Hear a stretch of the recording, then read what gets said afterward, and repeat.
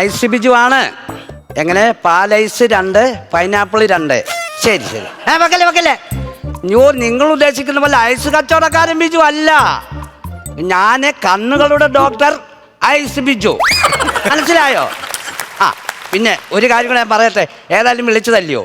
ഇവിടുത്തെ പുള്ളി, ഇതിൻ്റെ ഓണർ, ഒരു സത്യം പറഞ്ഞ ചെറിയൊരു അഹങ്കാരിയോട് ആ പുള്ളി. എത്ര കാശുണ്ടെന്നാലും പുള്ളിക്ക് കണ്ണ് കാണത്തില്ല, ശകലം പോലും കണ്ണ് കാണത്തില്ല. അന്ന് അതൊട്ട് അംഗീകരിക്കുമോ? അതുമില്ല. ഞാനന്ന് മുമ്പേ ഒരു 3 ലക്ഷം രൂപ പുള്ളിയുടെ നിന്ന് വാങ്ങിച്ചു. അല്ല ഞാൻ എന്നേ ഇവിടുന്ന് ഇറങ്ങിപ്പോയേന്. എന്തോ ചെയ്യാ. ഇതൊക്കെയാണ് നിന്നോട് എന്തിനു ഞാൻ പറയുവാന്ന് ഇപ്പം ആലോചിച്ചേ. ശരി മോനെ വെച്ചേരെ. ആ വരുന്നു.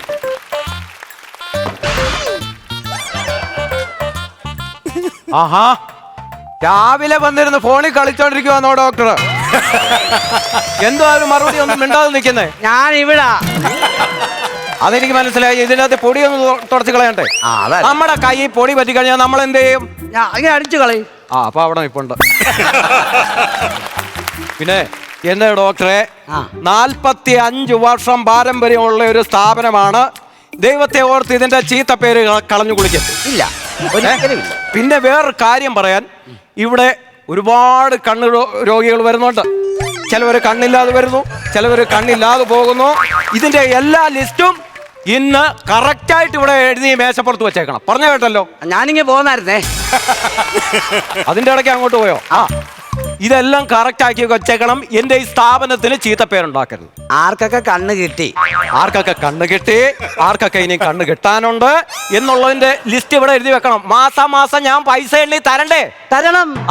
അത് ഞാൻ അതിനുള്ള ഉത്തരവാദിത്തം കാണിക്കണമെന്നായി പറഞ്ഞത്. ഞാൻ കാണിച്ചോളാം. അവിടെ ഇരുന്നോ? പോയി അടുത്ത രോഗിയെ വിളിക്കേ. പേഷ്യന്റ് ഉണ്ടോ? വന്നോ ഡോക്ടറെ? എന്തോ നമസ്കാരം ഉണ്ട്. ഇരുന്നാട്ടെ. എന്താണ് പ്രശ്നം? കണ്ണിന് വയ്യ. അതെ, പേര് ഒന്ന് പറഞ്ഞ. പേര്? ഞാൻ തറയിൽ വിജയൻ. അല്ല, സ്വഭാവം വേണ്ട. നമുക്ക് പേര് മാത്രം. അയ്യോ, ഞാൻ എന്റെ വീട്ടുകാരോട് ആദ്യം പറയാം. ഞാൻ തറയിൽ വിജയൻ. ഏജ്? ഇവിടുന്ന് ഒരു 2 കിലോമീറ്റർ അപ്പുറം. ഏതെന്നല്ലെന്ന്. ഏജ്? വയസ്സോ? 55.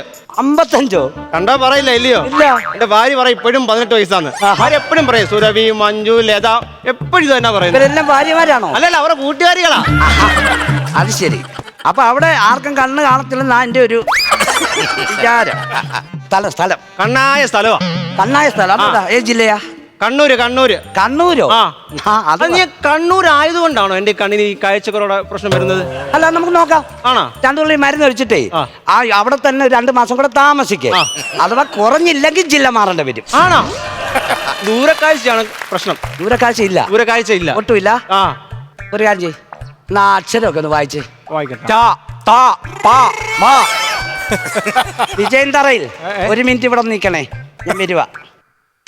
എത്ര വർഷത്തെ പാരമ്പര്യം ഉണ്ടെന്നാ പറഞ്ഞത്? ഇവിടെ എത്ര വർഷത്തെ പാരമ്പര്യം ഉണ്ടെന്നാ പറഞ്ഞത്? 45 വർഷത്തെ ഉണ്ട്. അതെന്നെ കൊണ്ട് കളയിപ്പിക്കരുത്. പറഞ്ഞേക്കാം. അത് അതുവരെ വായിച്ചില്ലയോ? വായിക്കണം. വായിക്കേ. ഞാൻ ഡോക്ടറാ. അയ്യോ അതല്ല. അയ്യോ അതല്ല, ഞാൻ ഡാ വായിച്ചയാ. എവിടെ പോനാ? ഞാൻ വായിച്ചില്ല അതിനകത്ത്. കാണാമോ? പിന്നെ അപ്പൊ പ്രശ്നമില്ലല്ലോ ദൂരക്കാഴ്ചക്ക്? ഇല്ലയോ? ഇല്ല. പക്ഷെ രാവിലെ എന്റെ വൈഫ് ജോലിക്ക് പോകും. 1.5 കിലോമീറ്റർ ദൂരെയാ പോകുന്നത്. എനിക്കത് കാണാൻ പറ്റുന്നില്ല. അതാണോ ഈ കാണാത്തത്? നോക്കട്ടെ. അയ്യോ, എന്തുവാ?